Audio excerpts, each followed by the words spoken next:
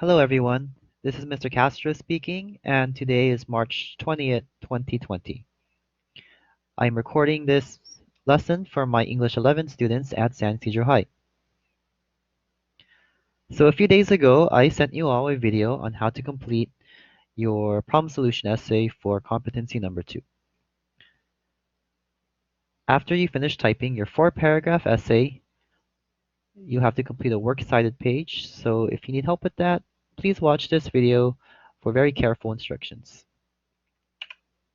If you're still working on your essay, please watch the video titled English 11 Problem Solution Essay.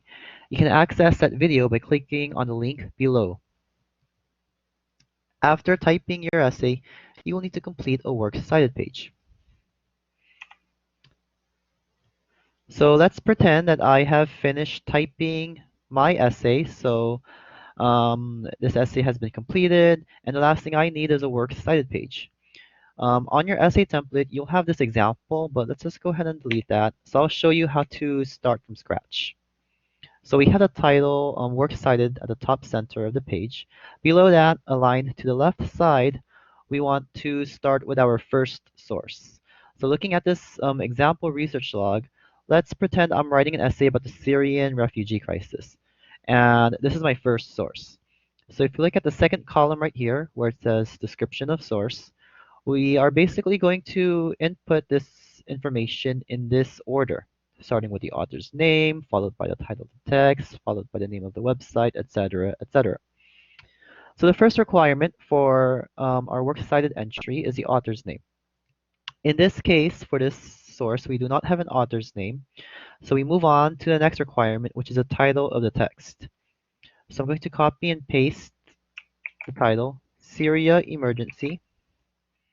And once again, that's on the far left. Following the title, we add the name of the website, UNHCR,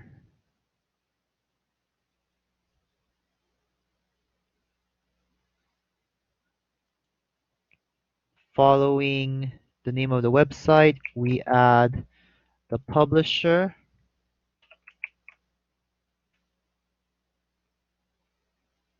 or actually, let me show you this example. So we'll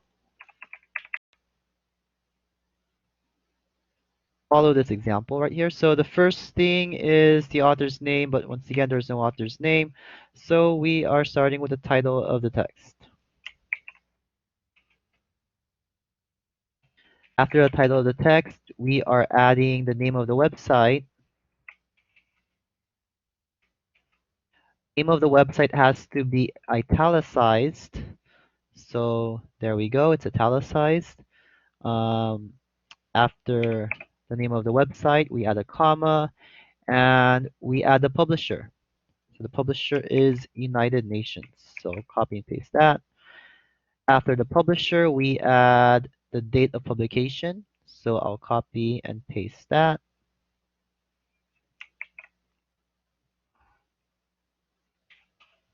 So comma, date of publication. I forgot to add the dates. There we go. And then after the date of publication, the next requirement is a URL or the link. So I'll copy and paste that. So when you run out of space on the first line, what you want to do is press enter. You want to leave a space in between each line. And you want to press tab. So you press the tab key to indent. And then lastly, the very last thing we need to add is the date of search. So we'll copy and paste that. So we're going to put a period, the word accessed. That means this is when we looked up this website. We looked it up on 3rd March 2020, period. And that takes care of the first entry. Notice that it's indented on the second line and not the first line. Whenever you start an entry on the works cited page, you start on the far left and you put as much information as you can on the first line. When you run out of space, you continue on the second line, but you indent. Um, if we can't fit all the information in the first two lines, then we continue on the third line. We continue typing the rest of the information, but this is also indented. So everything here is part of this one source. So it's kind of like a reverse indentation of a paragraph, because when we write paragraphs or we type paragraphs, we typically indent the first line, and then the rest of the paragraph is aligned to the left side, right? But in this case, it's the opposite. Whenever we have a works cited entry, we do not indent when we start, we indent when we continue. So let's go ahead and finish up the second source.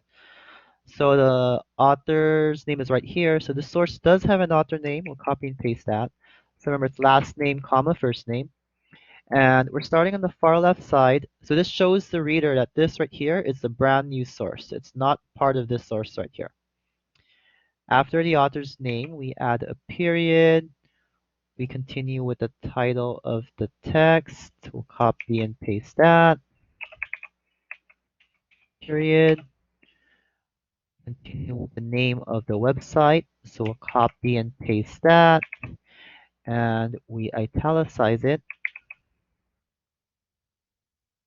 After we add the name of the website, there's no publisher, so we'll NP for no publisher. After the publisher, we add the publication date. We copy and paste that. But notice that we're running out of space here, so we'll continue on the second line and we will indent. I'm indenting, by the way, by pressing the tab key on the keyboard. So press the tab key once, that way it's indented properly. Next, after the publication date, we add the URL. So we'll copy and paste that. Once again, I'm running out of space.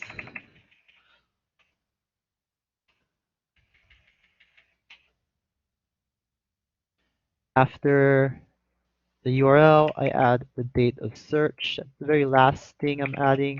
It's the word access, date of search, period.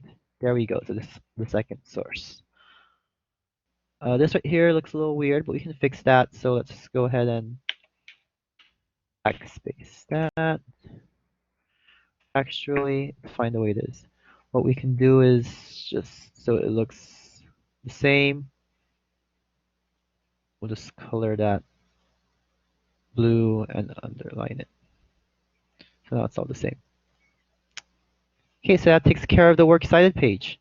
If you have any questions about the Works Cited page after watching this video, please feel free to send me an email or a message through Remind 101. Thank you all. Have a good day. Bye.